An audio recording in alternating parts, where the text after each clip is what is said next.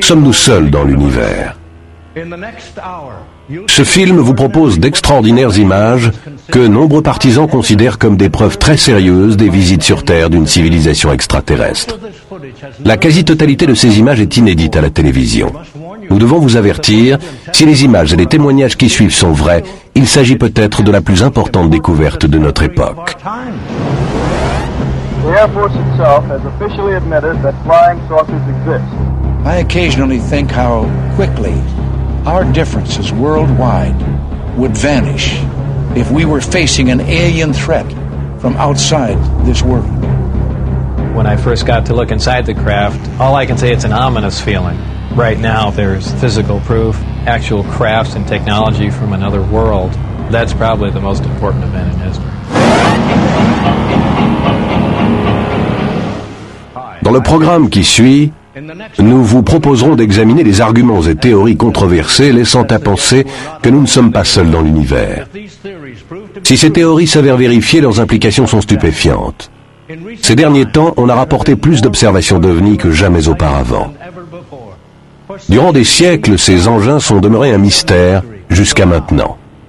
Les images que vous allez voir forment une saisissante narration qui éclaire la plus grande énigme de notre siècle. Sommes-nous vraiment seuls? Au cours de la décennie passée, plus de 15 millions de personnes auraient, semble-t-il, vu des engins extraterrestres. Le plus remarquable, c'est que la science contemporaine a ignoré des éléments qui, depuis des milliers d'années, sont observables. Récemment, à Mexico City, des millions de spectateurs ébahis virent des engins en vol stationnaire au-dessus de leur ville durant plusieurs heures. C'est l'observation d'OVNI la plus massive de l'histoire. Les officiels mexicains durent même tenir des conférences de presse demandant au public de rester calme. Le plus étonnant, c'est que ces apparitions continuent à se produire aujourd'hui même. Au cours d'un des entretiens peut-être les plus révélateurs de notre époque, le physicien nucléaire Bob Lazar parle en toute franchise de son travail top secret à l'établissement gouvernemental de recherche sur les soucoupes, plus connu sous le nom de Zone S4. En 1989, il fut engagé par les militaires pour reproduire le système de propulsion d'un engin extraterrestre. Manifestement, les engins extraterrestres existent. Il a bien fallu que quelqu'un les construise, et donc les extraterrestres devraient exister.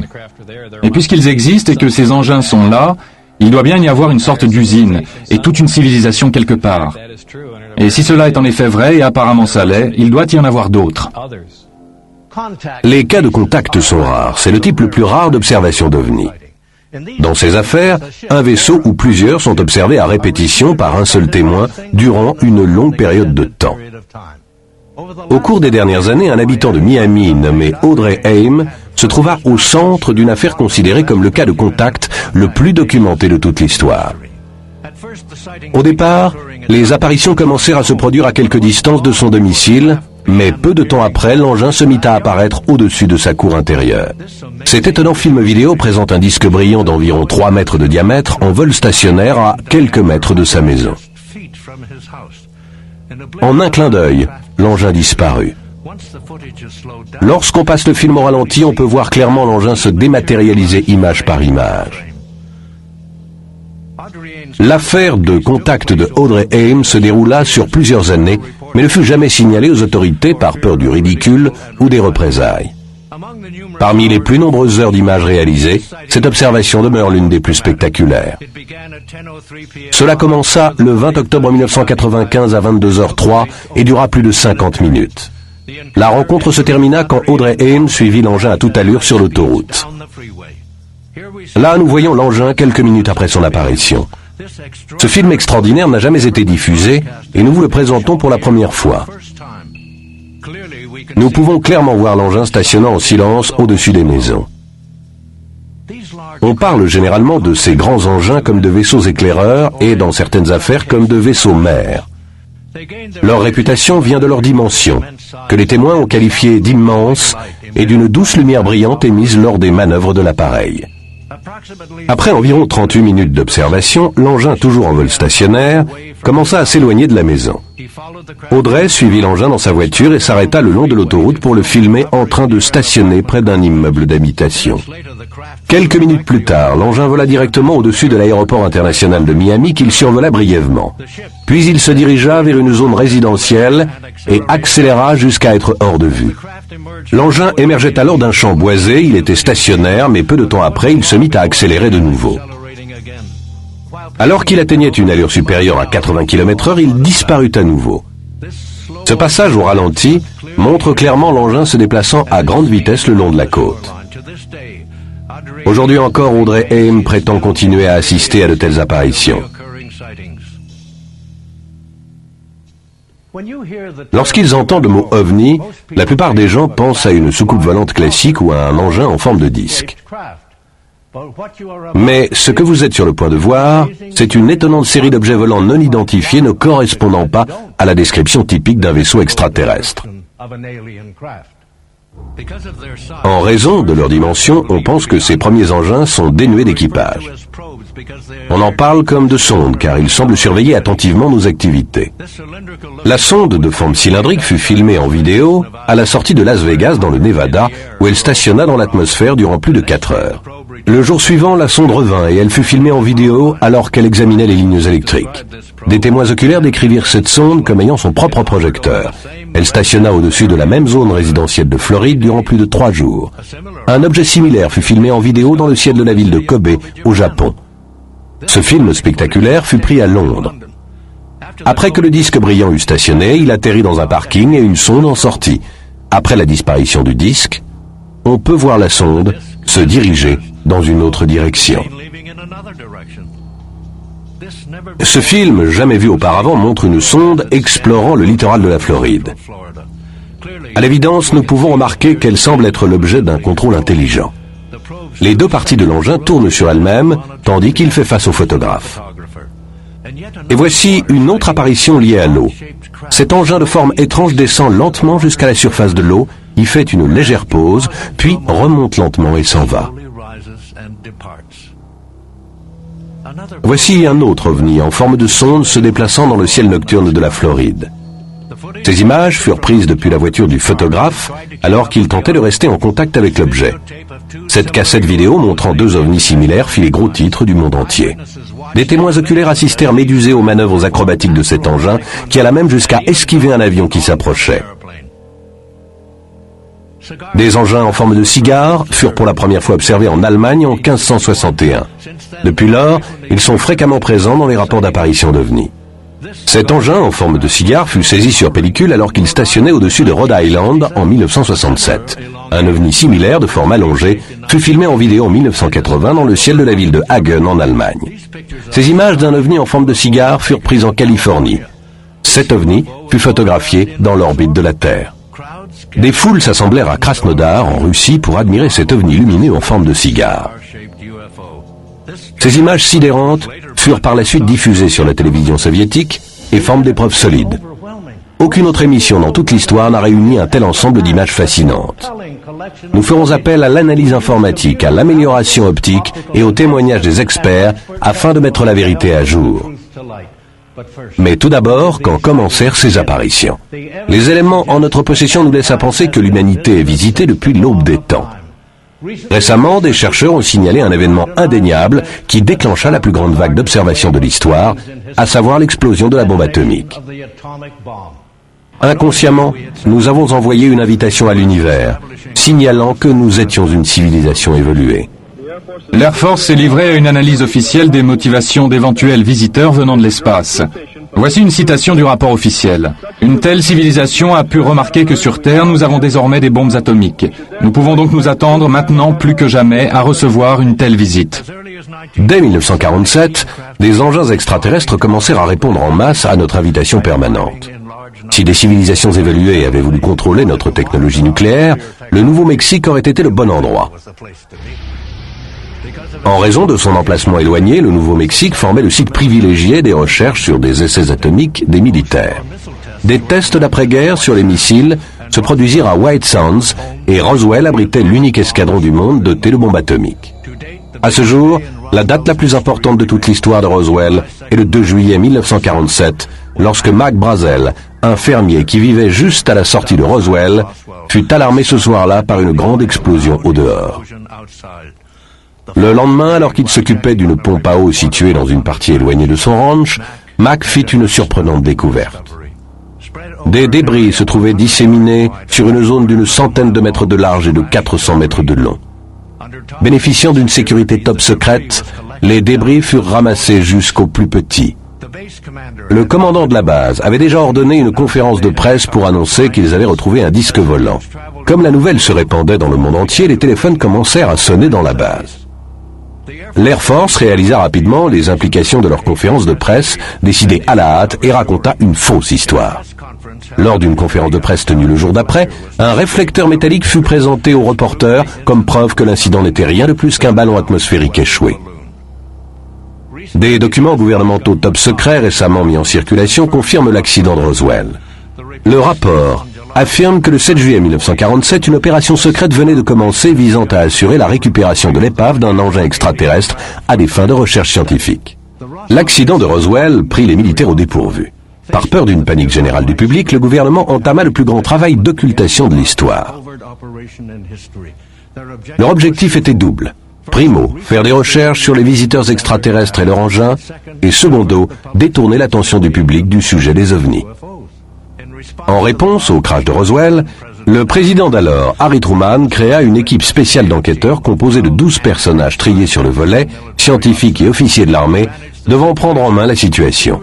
Connus sous l'appellation confidentielle de Majestic 12 ou MJ-12, les ordres de cette commission étaient de faire des recherches sur le phénomène OVNI tout en le soustrayant aux yeux du public. Récemment, des actions judiciaires de nature privée ainsi que le décret pour la liberté de l'information permirent la mise en circulation de nombreux documents top secrets émanant de cette sphère.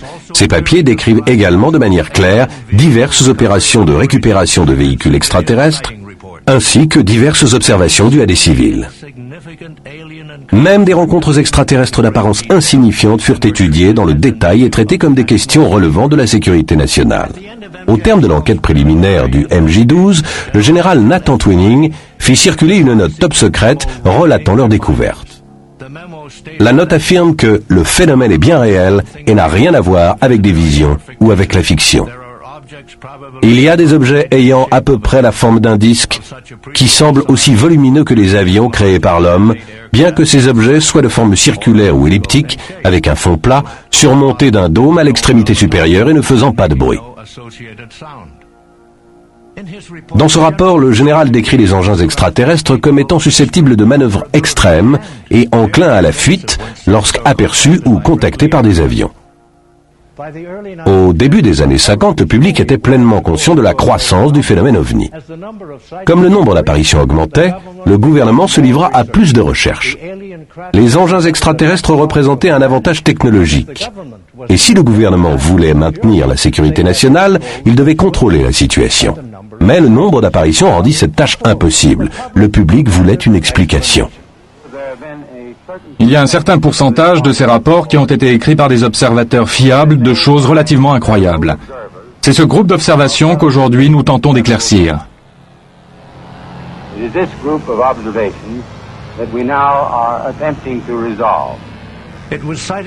Ce furent des apparitions comme celle-ci, photographiées dans le Kentucky, qui rendirent la situation impossible à gérer. Les militaires n'avaient pas d'autre choix que de tenter de fournir une explication aux apparitions d'OVNI. Des photos comme celle-ci alimentaient l'intérêt du public. Il s'agit d'une série de clichés d'un engin en forme de disque survolant la côte de l'île de Trinidad. Ces images furent prises par un photographe officiel de la marine brésilienne qui se trouvait à bord du navire-école Almirante Saldanha.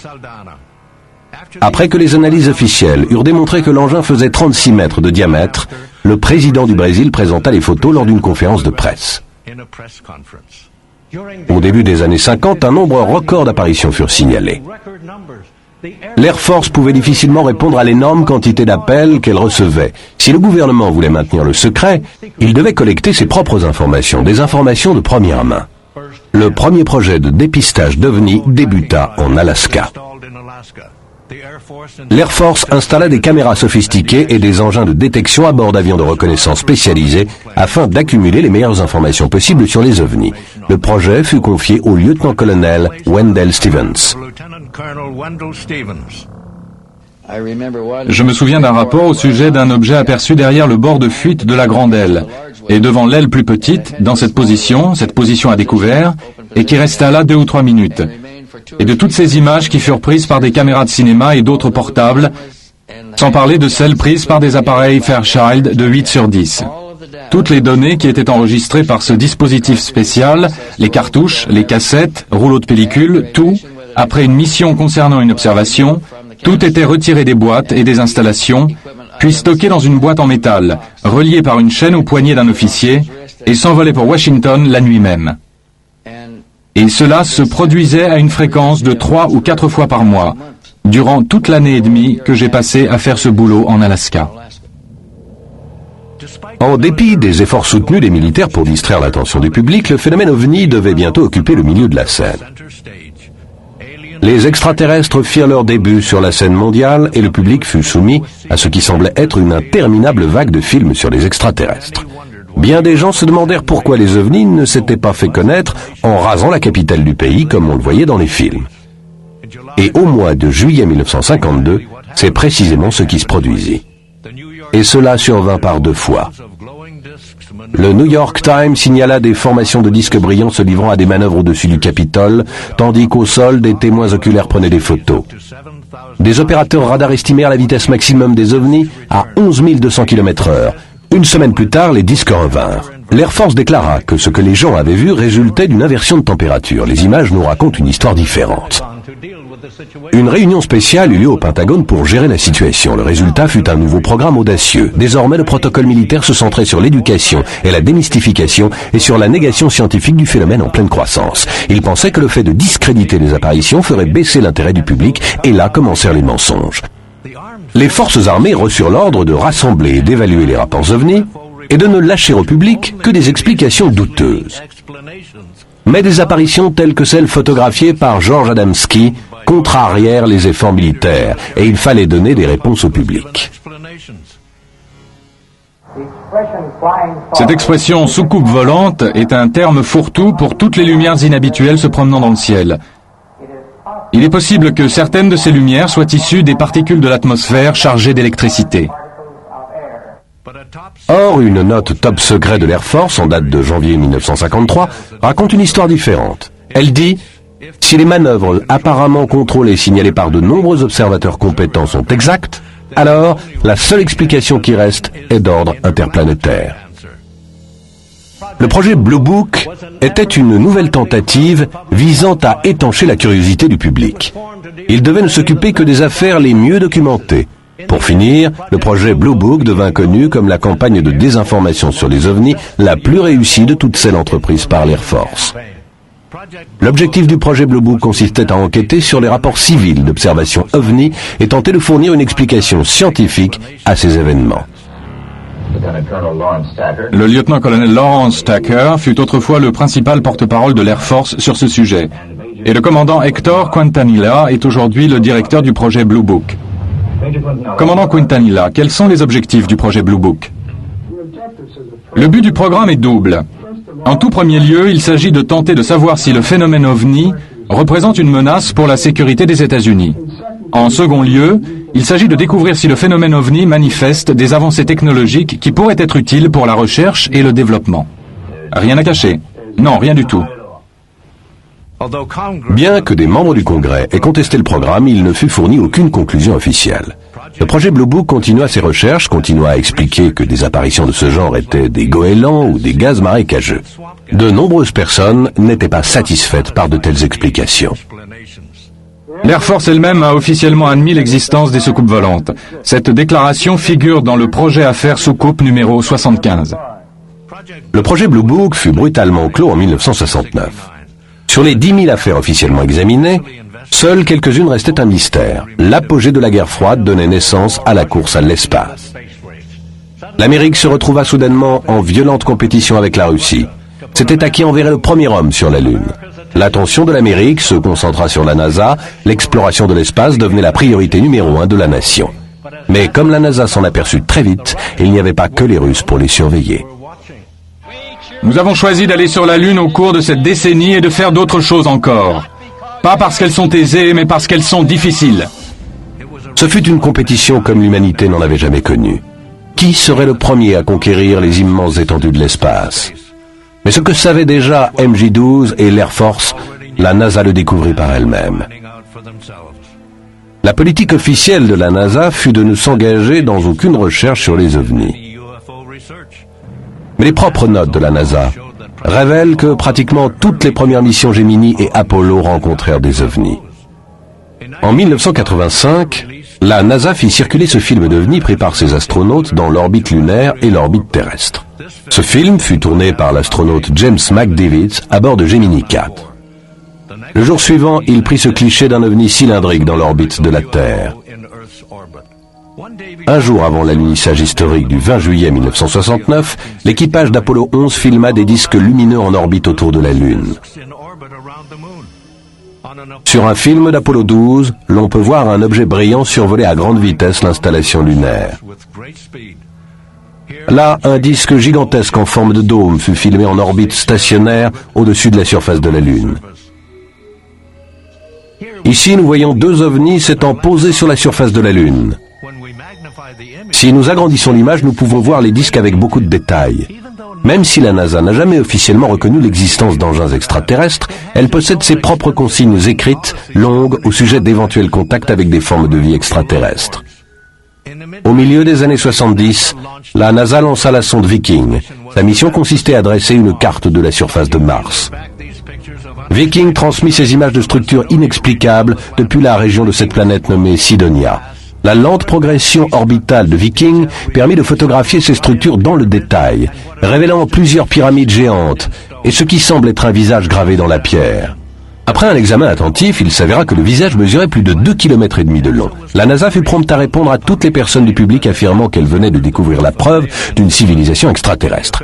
L'explication officielle de ces structures est que les images contiennent des manques et que les appareils de Viking ne purent transmettre les informations absentes.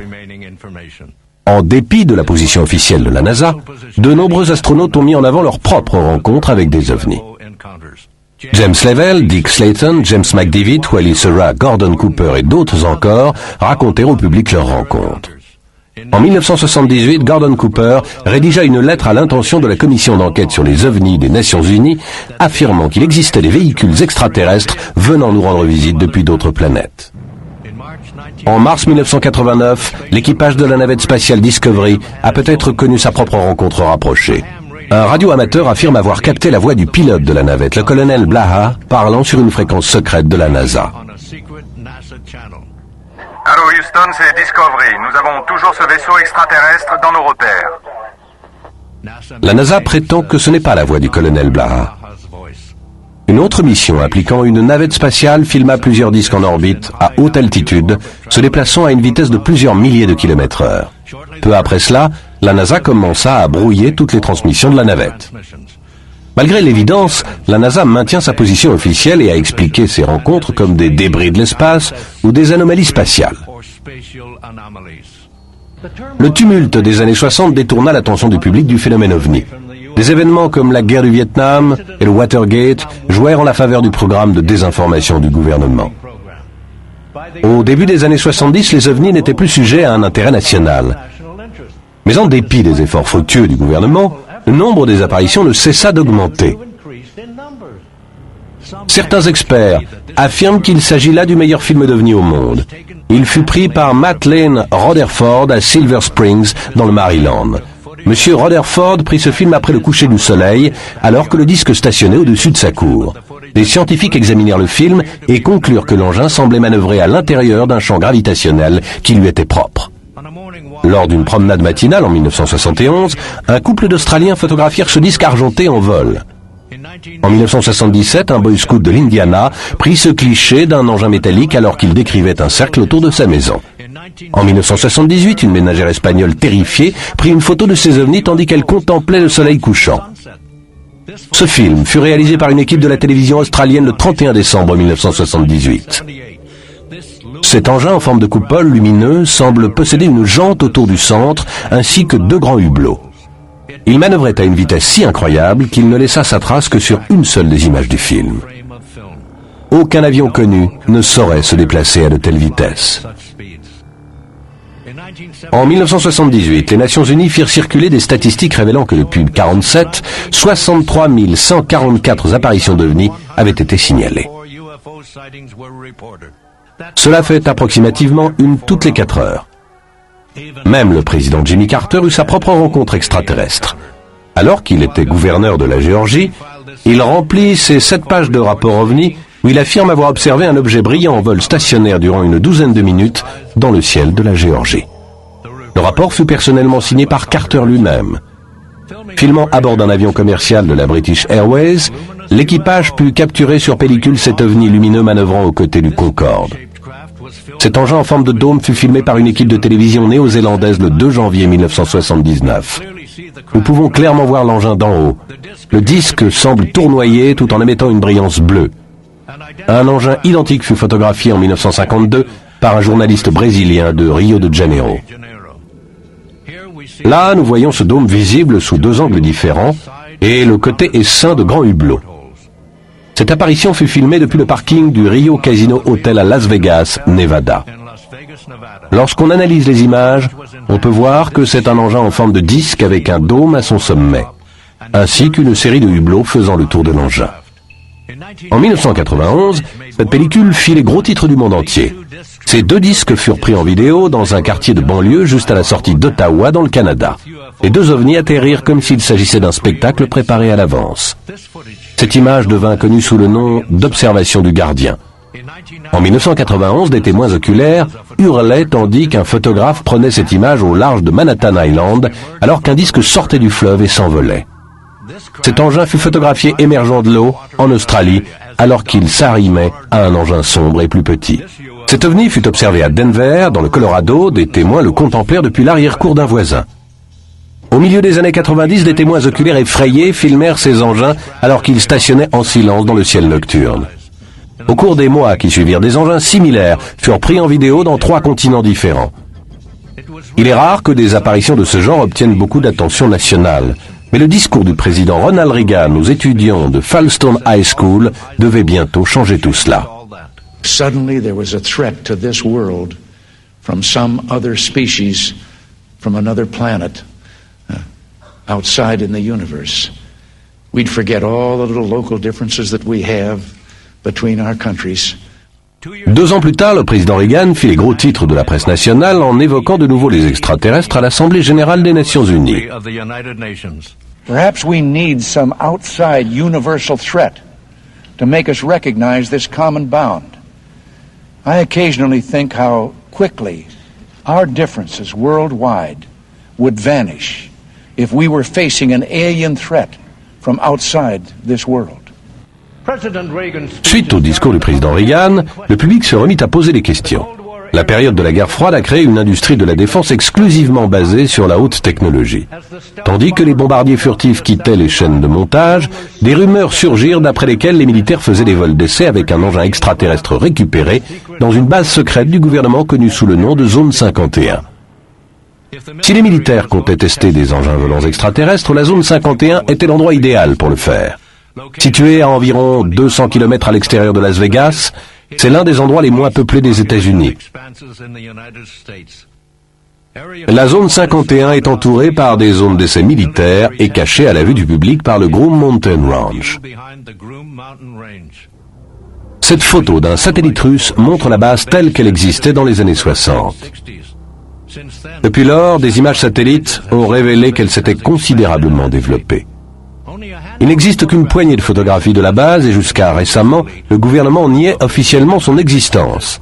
Ces images de la base, rares et inédites, furent prises par des photographes amateurs qui risquaient la prison pour s'être introduits, même accidentellement, sur un terrain gouvernemental.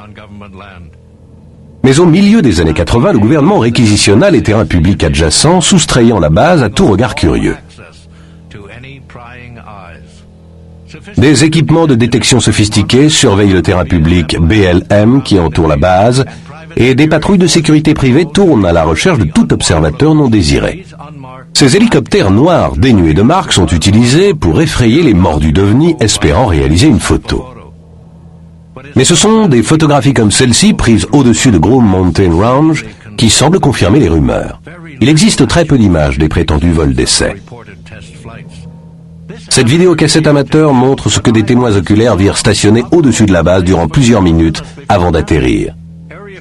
On dit que la zone 51 est la plus célèbre base militaire secrète des États-Unis. Les rumeurs continuèrent et en 1966, l'État du Nevada renomma l'autoroute qui se trouve parallèle à la base. Lors d'une importante cérémonie d'inauguration ouverte à la presse, des milliers de personnes virent le gouverneur du Nevada dévoiler des panneaux routiers proclamant que l'autoroute 375 était l'autoroute extraterrestre. Aujourd'hui, Bob Lazar, physicien nucléaire et ancien employé du gouvernement, brise le silence. Dans cet extraordinaire entretien, il parle de son travail confidentiel à l'établissement militaire et top secret de recherche sur les soucoupes volantes, connu sous le nom de S4. Bob Lazar est un physicien nucléaire spécialisé dans les systèmes de propulsion de pointe. En 1989, les militaires l'engagèrent pour reproduire le système de propulsion d'un engin extraterrestre. Lazar travaillait dans ce qui est sans doute le plus top secret des centres de recherche du monde entier, le S4. Il n'y a absolument aucun engin extraterrestre, aucune technologie extraterrestre, rien de tout cela dans la zone 51. C'est pourquoi S4 fut construit à part pour bien marquer la séparation. Les gens de la zone 51 n'y ont pas accès. D'après Lazar, les militaires n'ont pas testé d'engins extraterrestres en vol dans la zone 51. Il semblerait plutôt que les disques que beaucoup photographièrent ou filmèrent soient en fait sortis de S4, quelques kilomètres plus loin. L'établissement S4 est une zone juste au large de Papoose Lake Bed, qui est le lit d'un lac asséché. Il se compose de 9 hangars. Ces hangars possèdent des portes inclinées, recouvertes d'une peinture rugueuse couleur sable. À l'époque où je travaillais là-bas, il y avait à l'aéroport international McCarran de Las Vegas un bâtiment réservé aux projets spéciaux de la société EG&G. Lorsqu'on me disait d'aller travailler, je conduisais jusque là-bas, j'y garais ma voiture, prenais un avion à l'aéroport, volais jusqu'à Groom Lake, puis débarquais et attendais un bus. Et le bus m'amenait directement à S4. Le premier disque que je vis, je crois que c'était la seconde fois que je me rendais là-bas, ou plutôt la troisième. Lorsque je l'ai vu, ça m'a frappé et je me suis dit que ça expliquait toutes les apparitions d'OVNI. Je n'avais pas l'idée qu'il s'agissait d'un engin extraterrestre, mais qu'il devait s'agir d'une sorte de forme avancée de chasseur sur lequel nous travaillons depuis des années. Et les gens avaient dû l'apercevoir durant les périodes d'essai, et ainsi de suite dans le même registre. Et il ne m'est pas arrivé de penser, bien qu'étant en train de regarder un objet extraterrestre, que ça n'avait pas été fabriqué par l'homme. Là-bas, je donnais des surnoms à tout. Le modèle sur lequel je travaillais était d'apparence assez lisse, et je l'avais surnommé le modèle de sport. Il y avait celui qui ressemblait à un moule à geler, celui qui ressemblait à un chapeau haute forme. Il y avait aussi un disque qui était replié sur le côté, et il y avait un grand trou provoqué par un projectile, avec le métal plié vers l'extérieur. Je ne peux que supposer qu'il faisait des expériences pour voir si des projectiles pouvaient le pénétrer.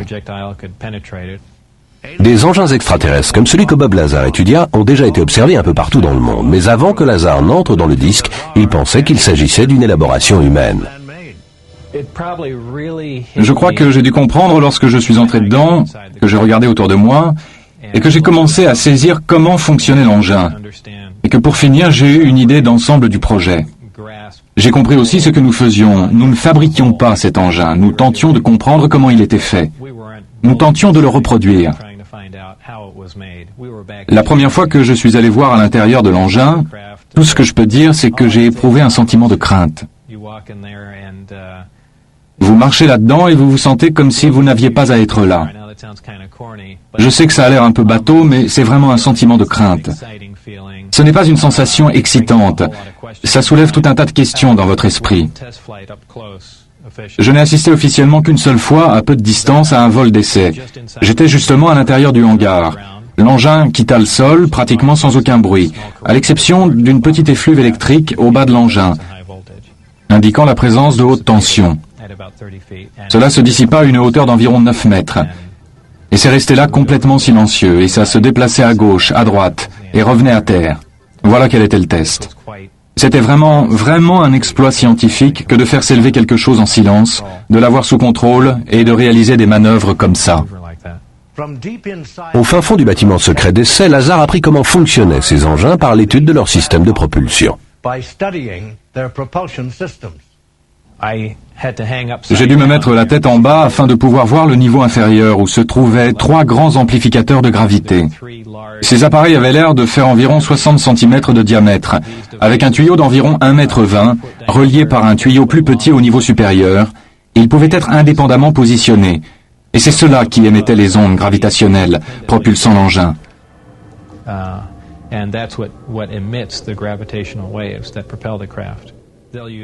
Ils employaient un générateur de gravité pour que l'engin quitte le sol.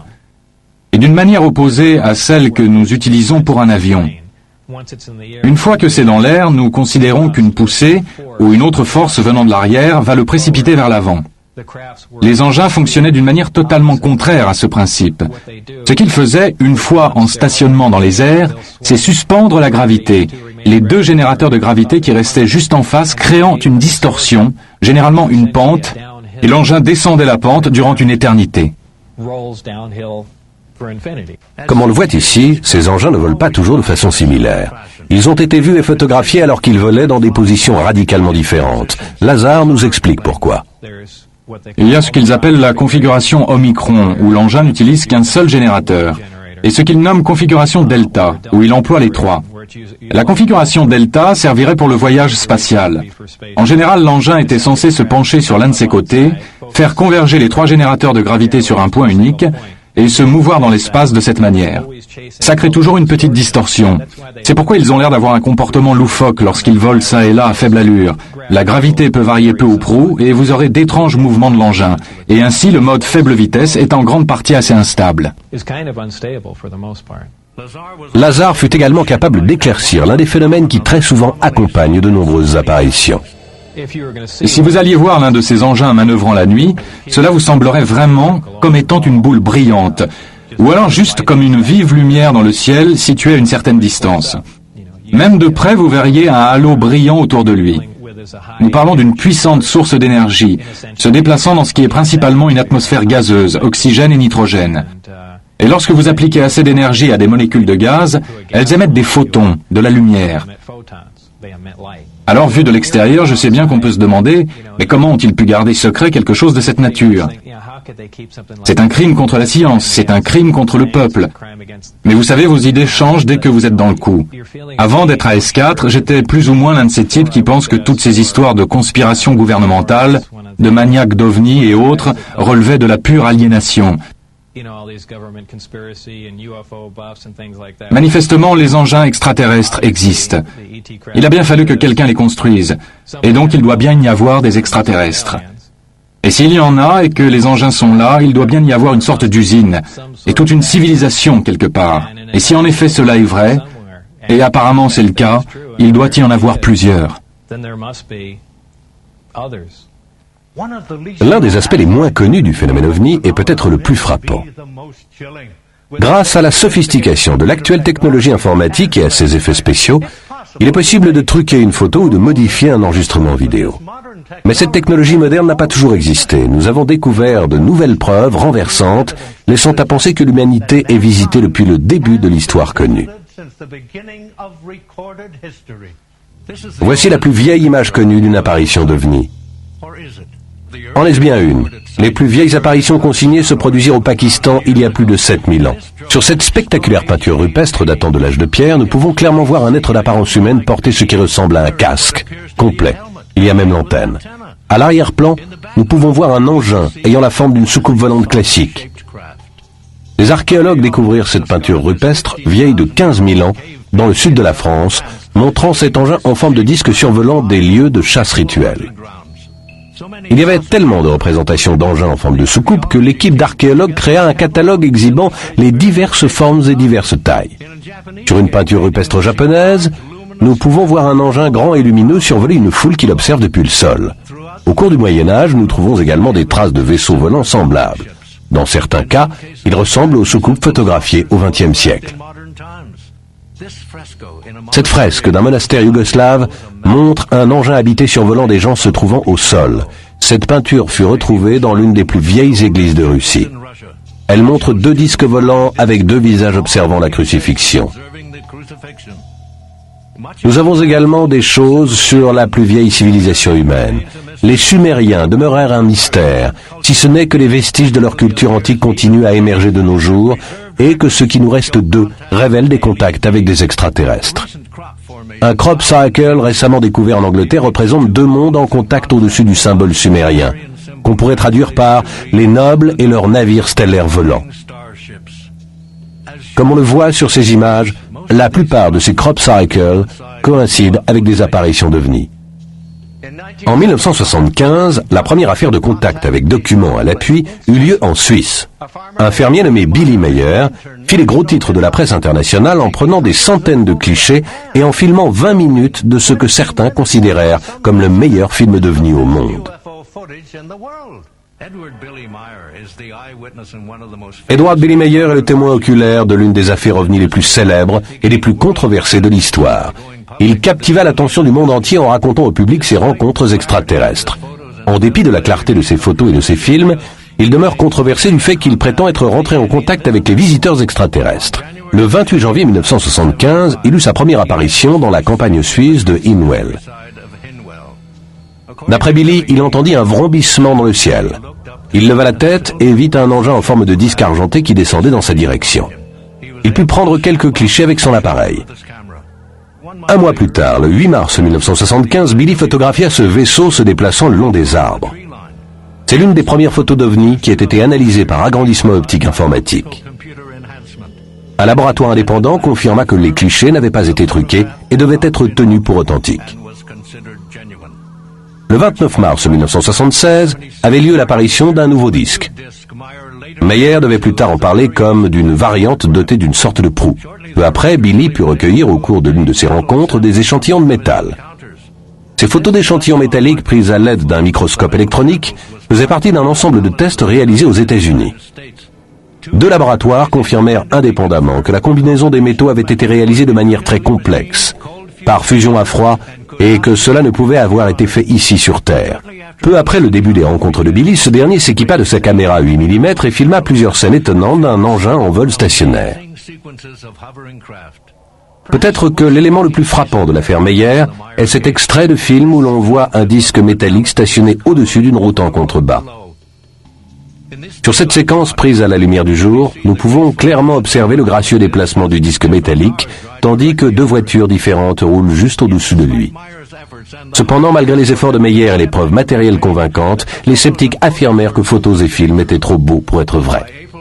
Le 4 avril 1978, les contacts cessèrent. Billy déclara avoir assisté à un total de 105 apparitions au cours des 3 années écoulées. Comme nous venons de le voir, il est possible pour un individu de vivre plusieurs rencontres extraterrestres.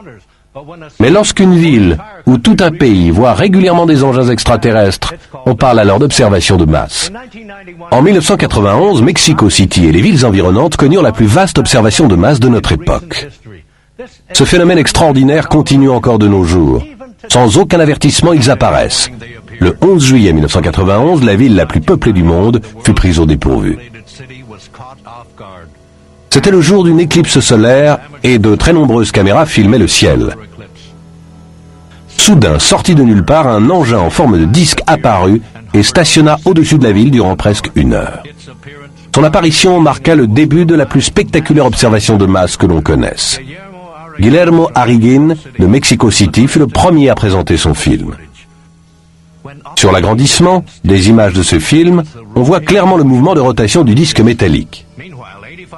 Au même moment, quelques 130 km plus loin, à Puebla, un caméraman tourna ce film d'un engin presque identique.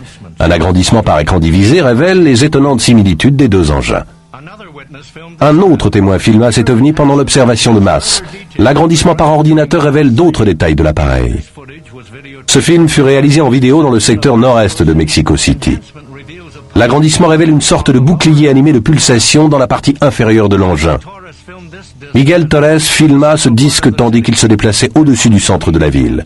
Sur l'agrandissement, on peut clairement voir une effluve électrique ou un jet de lumière colorée au bas de l'appareil. Sur les 2000 heures de vidéos tournées, seuls ces 6-là furent choisis pour analyse comparative. Toutes montrèrent le même disque métallique photographié en divers endroits de la ville. David Froning, expert en propulsion par champ d'énergie, fut amené à analyser ce film. On peut relever le fait qu'il s'agit probablement d'une structure proche du métal, car on peut voir des reflets sur les bords. Le phénomène que vous observez ici semble indiquer un véritable système de propulsion par champ d'énergie. Je dois ajouter que nous ne savons pas à l'heure actuelle comment mettre au point un véritable système de propulsion par champ d'énergie. Sans ce détail, ce serait beaucoup moins spectaculaire. Les jours qui suivirent cette éclipse, les apparitions se multiplièrent. Cet objet lumineux fut filmé alors qu'il traversait le ciel au-dessus de la ville. Des agrandissements montrèrent l'engin alors qu'il file à grande vitesse. Cet ovni fut filmé depuis le balcon d'un appartement de la ville. Le photographe le filma alors qu'il manœuvrait autour d'un bâtiment industriel avant de disparaître hors de vue. Alors qu'elle filmait cette publicité pour une voiture, cette équipe de télévision fut surprise d'enregistrer sur la pellicule un engin lumineux passant à toute allure dans le ciel. Cette rare formation d'ovni fut filmée au-dessus d'Atlisco. De semblables formations d'engins furent filmées en Floride et en Belgique. Des comparaisons par écran divisé révèlent les ressemblances. Le public réclama des explications officielles, ce qui contraignit le gouvernement à se prononcer sur les observations de masse. Lors de l'unique conférence de presse tenue sur le sujet, le maire d'Atlisco demanda à ses concitoyens de garder le calme du fait qu'on n'avait pas signalé de blessures ou de dégâts engendrés par un engin extraterrestre.